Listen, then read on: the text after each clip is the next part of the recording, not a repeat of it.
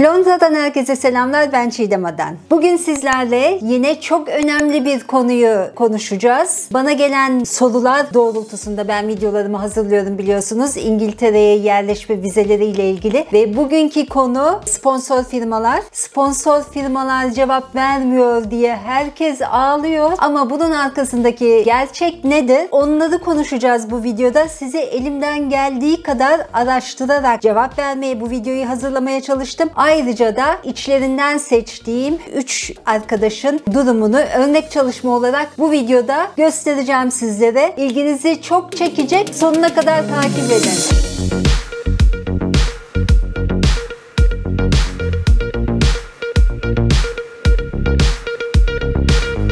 Önce isterseniz sponsor firma nedir? Sponsor olmak nasıl bir şey? Onu bir konuşalım. Çünkü sponsor firma dediğiniz zaman her işi arayan firma size sponsor olacak diye bir şart yok. Firmanın sponsor olabilmesi için iş yerinin belli bir seviyeye gelmiş olması lazım. Ve o iş yerinde health and safety dediğimiz insanların sağlıklı ve güvenli çalışabilmeleri için gerekli koşullara uyan bir sistemin yerleşmiş olması lazım. Ve çalışanların sosyal haklarının normal veriliyor olması lazım gibi bir takım zorunluluklar var ve bu zorunluluklar da aslında home office yani göçmenlik bürosu tarafından kontrol ediliyor. Dolayısıyla her firma sponsor olamaz. Bir firmanın ilk önce bu şartları yerine getirmiş olması gerekiyor ve ondan sonra sponsorluk lisansı için home office'e yani devletin sayfasına başvurması gerekiyor ve bu başvuruda incelenen firmalara tamam siz sponsor olabilirsiniz dendikten sonra o firma bir çalışan getirtmek için müracaatını yapıyor ve aldığı sertifikayla da siz müracaat yapabiliyorsunuz. Vize müracaatınızı yapabiliyorsunuz. İşleyiş bu şekilde oluyor. Sponsor firmaları nasıl buluyoruz? Sponsor firmalar şu anda çok popüler. Çünkü bu Brexit'ten sonra burada da tabii bir istihdam açığı oldu. Vizesi olmayanlar memleketlerine döndüler ve dolayısıyla firmalarda bu istihdam açığının belki İngiltere dışında bir yerlerden karşılanacağını bildikleri için zaten büyük olan veyahut da zaten sponsorluk sertifikası olan firmalar, çünkü ben daha önce bahsetmiştim videolarımdan bir tanesinde, bundan 2 sene önce sponsor olmak için başvurmuştum İngiltere'ye Türkiye'den çalışan getirmek için. O zaman bir avukatla görüştüğümde, belki de birazcık daha fazla bir avukatla görüştüğümde olayın çok zahmetli olduğunu, çok fazla prosedürü olduğunu, bu çalışmaların ve yapılan masrafın neticesinde sponsor firma olma hakkını kazanamayacağımı söylemişti ve birazcık da aslında caydırıcı konuşmuştu. O zaman o müracaatı yapmadım. Yani yapılan o masrafın belki de boşa gideceğini bildiğim için yapmadım. O zamanlar yapmadığım bu müracaatı geçenlerde yaptım ve sponsor firma olarak, ama neden yaptım? Brexit'ten sonra yaptım. Çünkü tahmin ediyorum onda da bir takım iyileştirmeler yaptılar ki herhalde Brexit sonrasında yapılan iyileştirmeler nedeniyle ve sponsor firma olarak sertifika aldık. Vize müracaatı için yapmanız gereken ilk önce iş bulmak. Türkiye'de nasıl iş bulmanız gerekiyor ise burada da iş bulmanız gerekiyor. Yani iş bulmak için işte iş ilanlarına bakmanız gerekiyor. Özelliklerinize uygun eleman arayan bir firma bulmanız gerekiyor. Birincisi bu. Bunu yaparken bu sefer yapmanız gereken ekstra bir şey daha var. O firmanın, yani iş ilanına başvurduğunuz firmanın sponsor olup olmadığını da kontrol etmeniz gerekiyor. Şu anda benim gördüğüm kadarıyla acentalarda, yani iş bulma kurumlarında acenta olarak çalışan firmalarda iş ilanlarının yanında yazıyor. Sponsor firmadır diye. Sponsorship yapılır diye. Yani sponsor olunur. İş ilanlarının yanında ben bunu gördüm. Hem iş başvurusunda bulunduğumuz firmanın sponsor firması olması lazım. Hem de bizim iş konumuza uygun bir iş müracaatı yapmamız lazım. Bunlar en önemli iki şey iş bulurken. Bir de şeye bakalım. Yanlışlık nerede? Niçin bana gelen mesajlarda hep sponsor firma bulamıyoruz? Sponsor firma işlerini nasıl bulacağız? Nereden bulacağız? Gibi böyle değişik değişik değişik sorular var. Onun için ben ne yaptım? 3 tane örnek müracaat ele aldım. Ama bu arada şeyi söylemek istiyorum tekrar. Ben danışman değilim. Bu bilgileri sadece size yol göstermek amacıyla aktarıyorum. Ama sizin hakikaten şartlarınız uyuyorsa, ciddi bir müracaat yapmak istiyor iseniz, belki de bir danışmanla ve kendi kendinize üstesinden gelemiyor iseniz tabii ki bir danışmanla görüşmeniz daha faydalı olacaktır. Ben sadece sizlere yol gösteriyorum. 3 tane vakadan bir tanesini inceliyorum şu anda. Bir arkadaşımız yana yakıla bana yazmıştı. Diyor ki 50 tane firmaya müracaat ettim. Meslek grubunu da söyleyebilirim aslında. Veteriner kendisi. 50 tane firmaya CV gönderdim. Müracaatlarda bulundum. Hiç kimse bana geri dönüş yapmadı. İngiltere'de yaşayan bir arkadaşım da bana dedi ki sponsor firmalar dönüş yapmaz zaten, sen boşuna bekliyorsun dedi. Ben anlamadım. Mesela bu o kadar yanlış bir yorum ki sponsor firmalar niye dönüş yapmasın? Yine kendi firmamdan örnek vereyim. Ben sponsor firma lisansımı niçin çıkarttım? Aradığım vasıfta elemanı bu ülkede bulamadığım için çıkarttım. Özellikle de o elemanı getirtmek için çıkarttım. Dolayısıyla eleman ihtiyacı olan bir firma bu masrafa ve eziyete katlanıp da sponsor lisansı sertifikası çıkartıyorsa firması adına, o müracaata, o pozisyona bir müracaat var ise ona cevap vermemesi imkansız. Amaç uygun birini bulup almak. Onun için ona cevap vermemesi imkansız. Ben dedim ki bu arkadaşımıza, peki kimlere müracaat ettin? Birkaç tane örnek ver. CV'ni gönder. Kimlere müracaat ettiğine bir bakalım. Müracaat ettiği yerlere bakıyoruz şimdi. 3 tanesini böyle rastgele seçtim. Hemen şuradan size ekranımdan da göstermek istiyorum. Glenrod Farms. Evet, bu firma. Şimdi bu firmaya müracaat etmiş. Careers diye burada var. Application formu vermiş. Bunlara baktım. Bu application formunda download and complete this application form. Email back to us. Our application form requires a suitable PDF. Hiçbir yerde bu firmanın sponsor firma olduğu ile ilgili bir bilgi yok. Mesela bu firmaya müracaat gönderdiğiniz zaman bir kere vize durumunuzu bilip bilmeden ilk önce sizi işe kabul ediyor olması lazım. Hakikaten bu başvuru bizim işimize yarayacak ve elimizdeki diğer başvurulardan lokal insanlar başta olmak üzere İngiltere, Avrupa'nın diğer ülkeleri, Türkiye gibi bir sürü yerden olan 10 tane, 50 tane başvurudan en parla diye size geri dönmeleri lazım. Hadi diyelim size geri döndüler, o zaman vize durumunuzu öğrendiler. Siz o zaman demeniz lazım ki çok istiyorum sizde çalışmak ama bana sponsor olur musunuz? Bu birinci şey. Buradaki müracaat şekli şimdi gösterdiğim sponsor olmayan bir firmaya müracaat yaptığınızı düşünün. O zaman ne olması gerekiyor? Tabii ki o firmanın sizin CV'nizi çok beğenip hakikaten bu adam bizim gerçekten aradığımız adam diye sizi işe kabul etmesi gerekiyor. Yani çünkü iş müracaatı yapıyorsunuz. Şimdi bununla ilgili, bu tarz bir müracaatla ilgili bir başka firma sponsor değil ama sizi işe almak istiyor ve sponsor olmak istiyor. Onu tekrar döneceğiz buna. Bu bir. Öteki firmaya geçiyorum şimdi. Wholehunter.com diye bir yer. Bunlar da böyle meyve toplatıyorlar. Bunların hemen burada Jobs Available diye çıktı, görüyorsunuz. Fruit picking, harvest work, work for us. How to apply for a job. Bir iş için nasıl müracaat edersiniz demiş. İşte meyve toplamak için veya hasat zamanı işleri için basitçe application formu doldurun diyor. Müracaat formunuzu doldurun. Eğer bir sorunuz varsa da bizimle irtibata geçin diyor. Buraya get in touch diye şeylerini koymuşlar zaten. Fakat altına ne yazmış? Şöyle yeşil kocaman bir bant koymuş. Diyor ki çok teşekkür ediyoruz ilginize. O kadar fazla müracaat oldu ki çok mutluyuz gösterdiğiniz ilgiden dolayı. Fakat bu pozisyon şu anda dolu diyor. Şimdi bu arkadaşın bakın ettiği ikinci müracaat ettiği ve cevap gelmedi dediği firmalardan bir tanesi,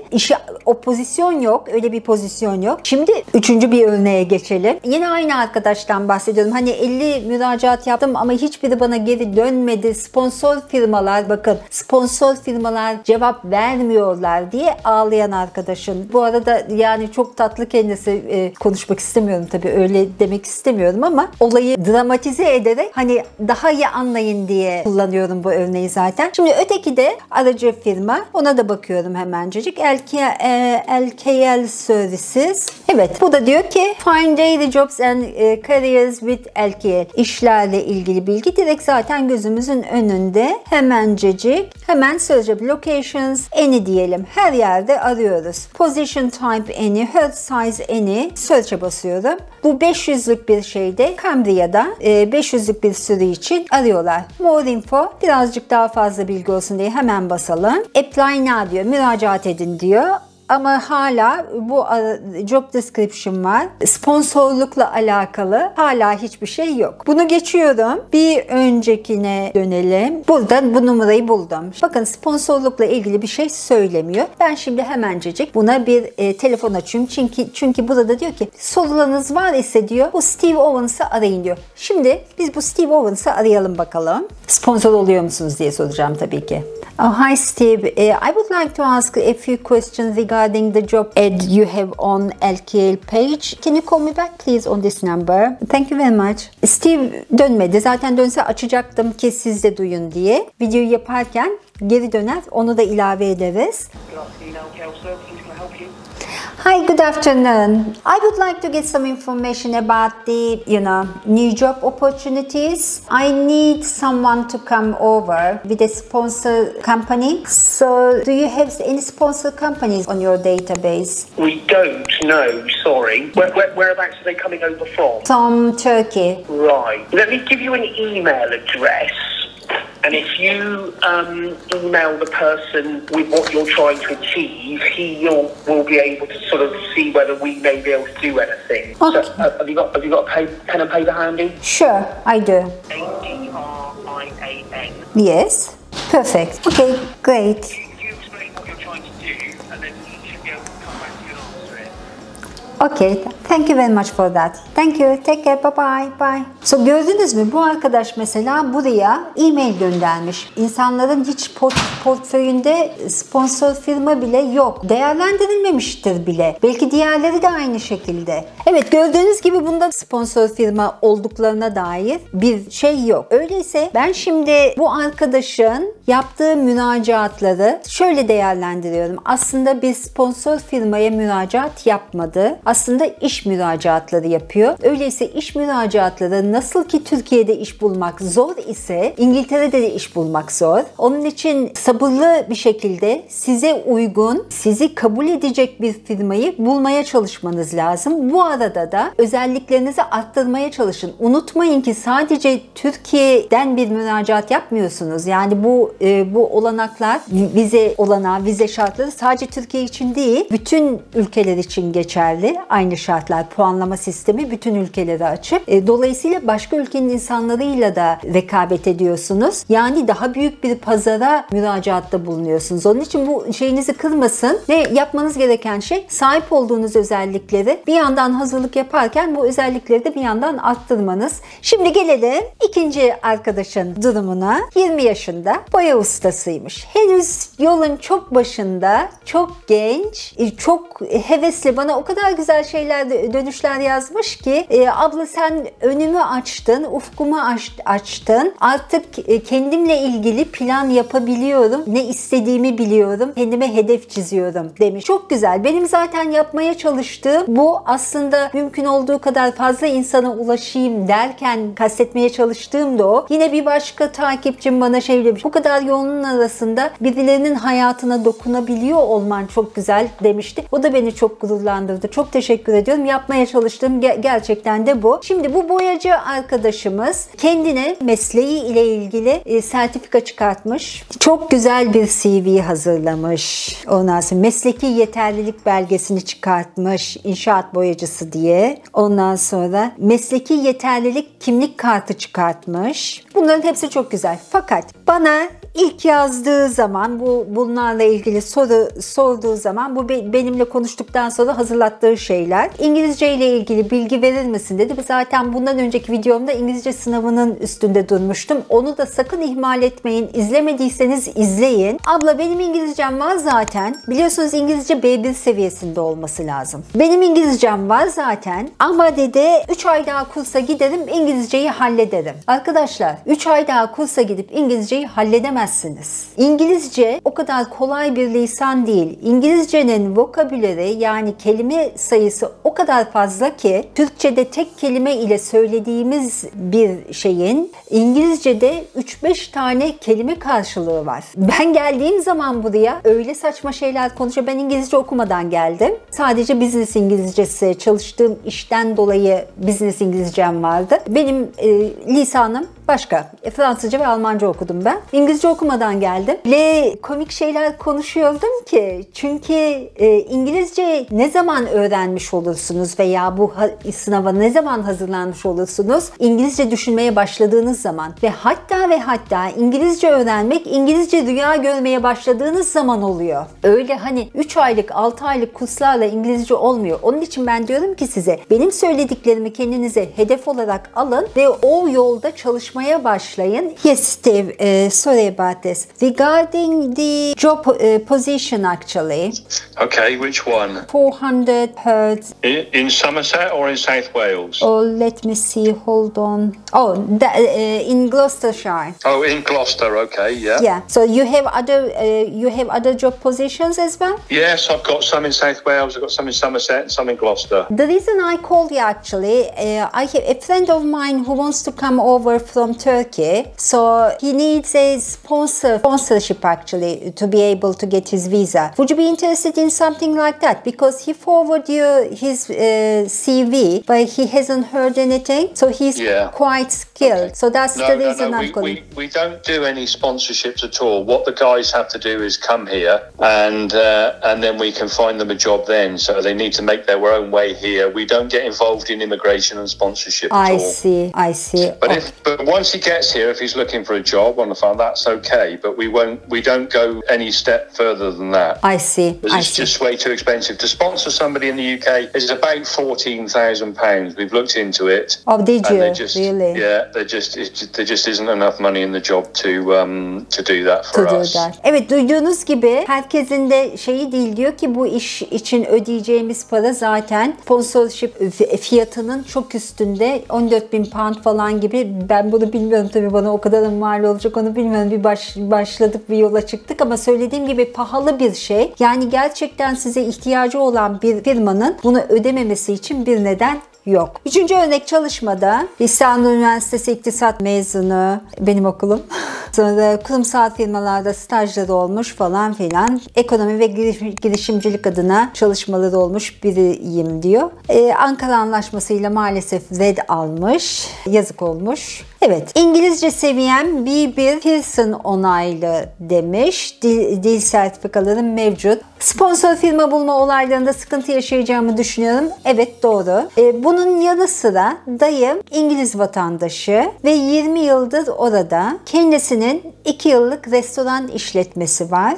Bana sponsor olma konusunda zorlanabilir mi? Gerçekçi olur mu? Şimdi iktisat mezunu bir arkadaşın, ekonomiyle uğraşan bir arkadaşın restorandan nasıl bir iş teklifi alması lazım? Yani böyle nasıl bir bağlantı kurmanız lazım? Bunları düşünmeniz lazım. Yani onun için yaptığınız şeylerde, adımlarda, hani araştırmalarda gerçekçi bilgilerden yola çıkarak şey yapın, gidin. Hani her firma da size sponsor olamaz. O firmanın sponsor olması için size sizin yaptığınız iş koluyla ilgili bir iş yapıyor olması lazım. Yani size ihtiyacı olması lazım. Sizi davet etmesi lazım. Daha önce paylaştığım videolarda, puanlama sisteminde paylaştığım videolarda eligible işler listesi var. O mesleklerden birinin olması lazım. Vize müracaatının kabul görmesi için. Eğer ki skilled worker yani kalifiye işçi vizesiyle müracaat ediyor iseniz bunlardan birinin olması lazım. Evet, şimdi bu 3 örnek çalışmayı bitirdik. Şimdi istiyorsanız bir kere de arayalım Jason'ı. Jason da headhunter dediğimiz insanlar, kafa avcısı. Öyle deniyor mu Türkçe'de? Firmaların ihtiyaçlarına göre eleman buluyor. Hello, Jason speaking. Oh, hi Jason, it's Chidem. How are you? Yeah, not too bad. Yourself? I'm fine, thank you very much. Long time no speak. Oh, it's okay. Yeah, it's okay. Apart from we have to move out from where we are and relocate somewhere else. So anyway, the reason I called you is for something else actually. You know that with the new visa regulation, there is a point system. Yeah. Point-based system. So all the companies, actually all the visa applications has to go to the sponsor companies. Yeah. Do you have any idea about how it works? I'm just on site with a client at the moment. But if you drop me an email when I get back to the office, I'll have a look at it for you, and then I'll give you a response back tomorrow. I see. I would like to have a telephone conversation if it is possible. Is it? Yeah, is okay, it okay? that's fine. Very briefly, just a couple of words. How do you have any sponsor companies on your portfolio? How does it work? That's what I would like to know. Okay, all right. Well, let me have a look into that, and then I'll if I give you a call tomorrow, say 2:00. Is that okay? Oh, that's fine. That's fine. That's perfect. Excellent. Thank you very much. Talk to you soon. Alright, Bye take care. bye. Bye. Tamam. Şimdi bu videoyu tamamlarsak, özet geçersek, birincisi bu olayı bir iş müracaatı olarak düşünün. Ama bu iş müracaatı sadece Türkiye içinden yapılan müracaatlar değil, bir pozisyon için. Bütün dünya üzerinden yapılan müracaatlar olduğunu düşünün ve dolayısıyla rekabetin daha hızlı, daha sıcak bir rekabetin olduğunu düşünün. Kendinizi iyileştirmek için, CV'nizi daha güzel ve atraktif hale getirmek için ne gerekiyorsa onları yapın. Bu iş müracaatının bir sponsor firmaya yapılması gerektiğini aklınızdan çıkarmayın. Eğer ki tanıdığınız birisi var ise sizin mesleğinizle ilgili size sponsor olabilecek ise bu sizin için bir avantaj olacaktır. Ama sizin mesleğiniz dışında tanıdığınız insanlar da size sadece sponsor olmak amacıyla böyle bir işe kalkışamazlar. Çünkü kabul görmez. Üçüncüsü, İngilizceyi sakın unutmayın. İngilizce kesinlikle lazım. Çünkü işveren açısından düşünün. İşverenin de karşısında burayı, bu ülkeyi bilen, kuralları bilen, sizi almaya karar vermesi için ona çok cazip bir şeyler sunuyor olmanız lazım. İşveren açısından da düşünün. Yolunuz açık olsun diyorum. Dediğim gibi hedefler koyun ve o hedeflere böyle adım adım ilerleyin. Yapılmayacak bir şey değil. Hepinize kolay gelsin diyorum.